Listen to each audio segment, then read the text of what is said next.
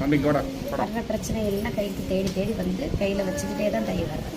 பிரச்சனையை கையில் கூட வச்சுக்கிட்டே தான் வரும்போது என்ன செய்ய முடியும்? இதுக்கு உண்டான வழியை கொஞ்சம் நெஞ்சம் மாற்றி கொடுக்கறதுக்கு உண்டான வழி உசுரை காப்பாற்றி கொடுத்தேன். இருந்தாலும் நான் அந்தர சந்தரத்துக்கு தான் போவேன், ஓடுவேன், ஓடியாருவேங்கும் போது ஒன்றும் பண்ண முடியும். புரியுதா இல்லையா? கொஞ்சம் பொறுமையாக இரு. நான் மாற்றி கொடுக்குறேன், எல்லாமே மாற்றி கொடுக்கறதுக்கு உண்டான வழி இருக்குது. எந்த நிலையை நீ இந்த இடத்துல நினையோ அதை விட கொஞ்சம் மாற்றி தான் நான் கொடுத்துருக்கேன். இன்னும் மாற்றி கொடுப்பேன் இந்த இடத்துல. சரியா? கோபங்களை கொஞ்சம் அந்த இடத்துல கட்டுப்படுத்தி கொடு. முன்கோபங்கள் கொஞ்சம் அதிகமாகவே வருது அந்த இடத்துல. கட்டுப்படுத்தி